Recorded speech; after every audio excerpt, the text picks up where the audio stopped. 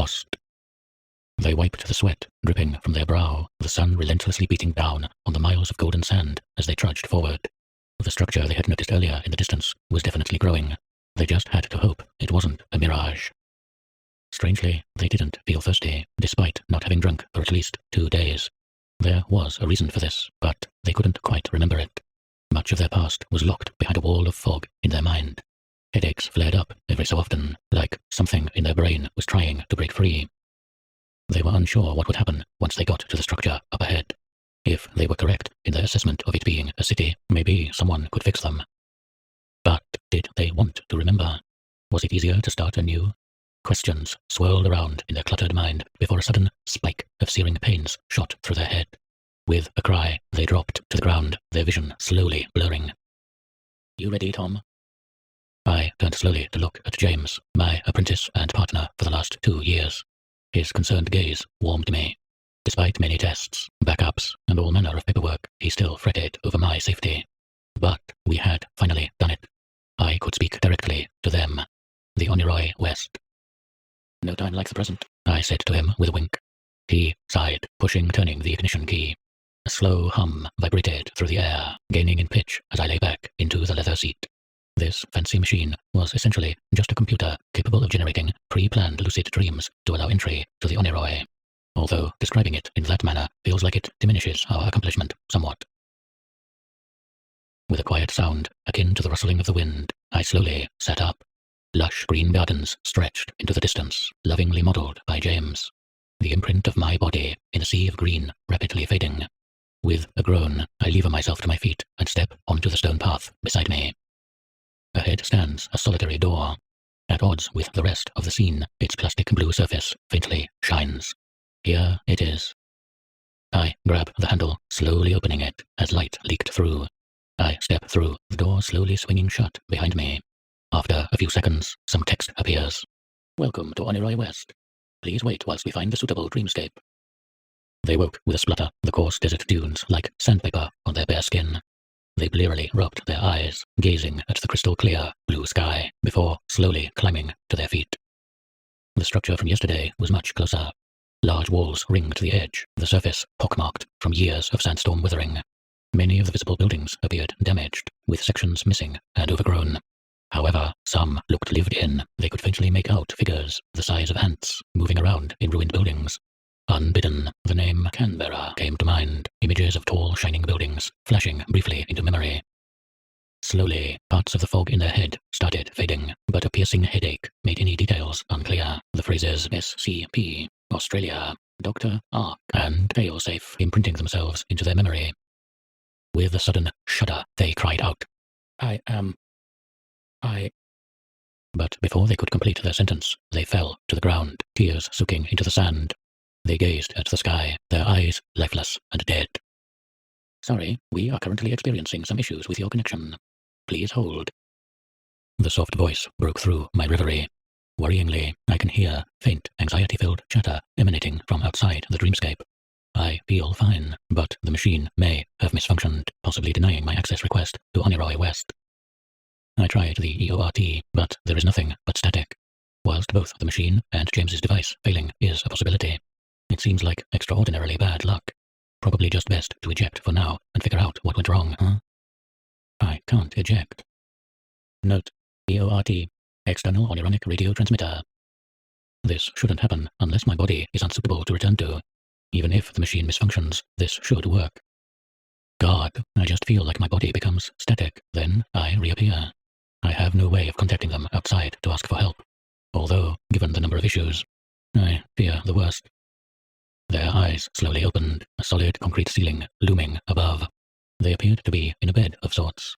Groaning, they slowly rolled over, beds like theirs, stretching out the length of the room. "They are awake, Sophie." "I had heard. Please could you grab our guests some food? They look like they could use it." They heard footsteps slowly coming towards them. Turning back over, they saw the origin of the voice. A tall, grey-haired woman, wearing what appeared to be a doctor's uniform, strode towards him, smiling faintly. "You are lucky to be alive.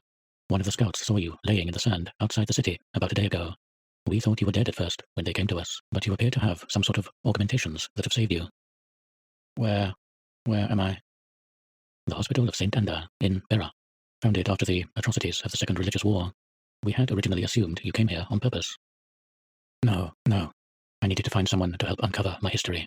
My mind is foggy, if that makes sense. I know nothing about this world or myself. Amnesia, huh? Not quite sure we have anything here to help with that. You could check with Resad in archives. He might have something. Yes? A soft call echoed through the corridor, presumably the girl from earlier. Yes, Sophie? There are some men in robes asking. Before she could finish, a bell toll rang out through the city, the nurse's face draining of color.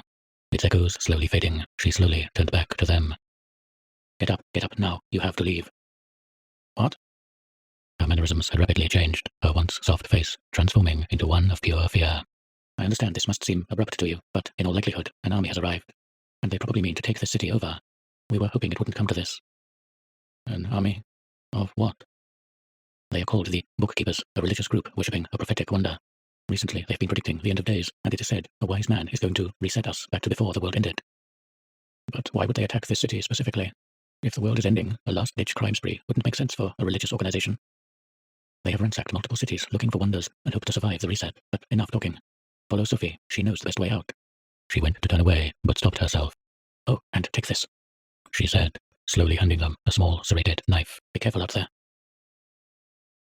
Once again, the dunes of the endless desert stretched out in front of them. Whilst they hadn't seen any fighting, the echoes of explosions rang out through the air, and the skies had become clouded with dust. But the dunes weren't quite empty anymore. A couple of bags lay in the sand, along with what looks like the wreckage of a caravan. Thinking quickly about their options, setting off randomly into the sunset, whilst cinematic probably wasn't the best option. Getting closer, they noticed 2 brown lumps. No, 2 horses laying slumped on the ground. A man trapped below one, recently deceased, it appeared. As they went to inspect the horses' saddlebags, they heard a faint breathing noise coming from the bags. A sound of someone struggling. With a quick slice, the bag slit down the middle, revealing a curled-up figure. Please, don't hurt us. I don't plan to, unless it becomes necessary, that is. The woman sat up with a start. Who are you, and where is Hekan? The first question is a tricky one, and the second, I hope the answer isn't under that horse. She cast a panicked glance over to the horse, but let out a quick sigh of relief. No, that is one of the assholes that captured me. Gingerly getting to her feet, she motioned to the bag beside her. Can you open this one? Sure thing. The bag slowly flapped open, revealing a small, but well-built, older man. Not sure why. I expected someone younger. Raiders probably wouldn't get much for him. Information, probably. He knows lots of stuff. I assume I was just a pretty face. Well, any idea when you plan to go? Before the sentence ended, they crumpled. Keda instinctively grabbed the body, gently lowering them to the sand beside Hekan. A man of mystery, huh? We are kind of sitting ducks here, but can't do much else. Hey, Tom, can you hear me? A voice finally crackles through the silence of the artificial dreamscape. There is no way to measure time in here, but it has felt like hours.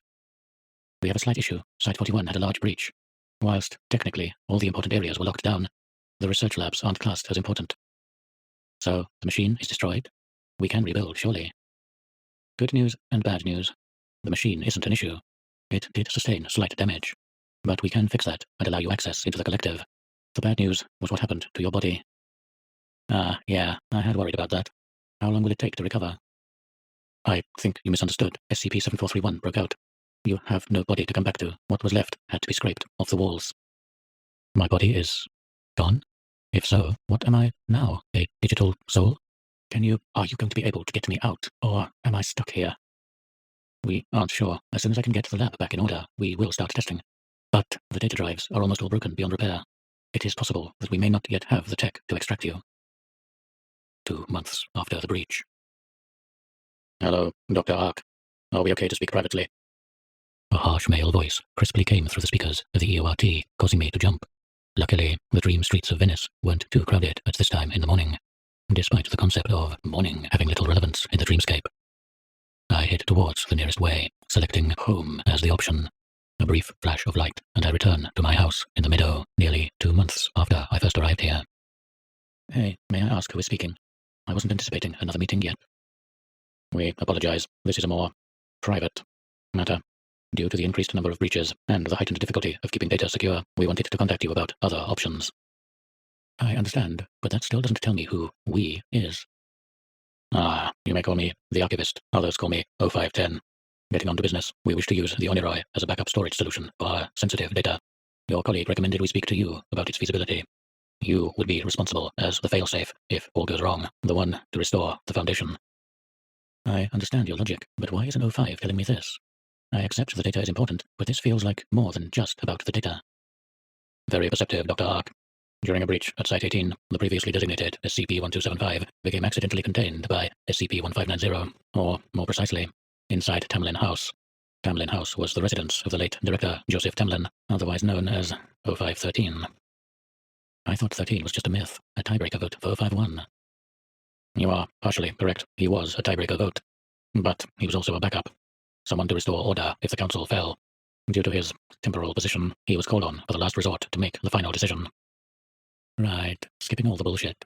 It isn't just the data you want to be kept safe, right? You need someone to be your failsafe. You need someone with all the knowledge to carry on your legacy. Am I correct? Wonderful. I am glad to see we are on the same wavelength, Dr. Ark. We cannot stop you from refusing due to your nature, but we believe this can be mutually beneficial. You have access to all the research from your fellow doctors, and you can study the Oniroy up close.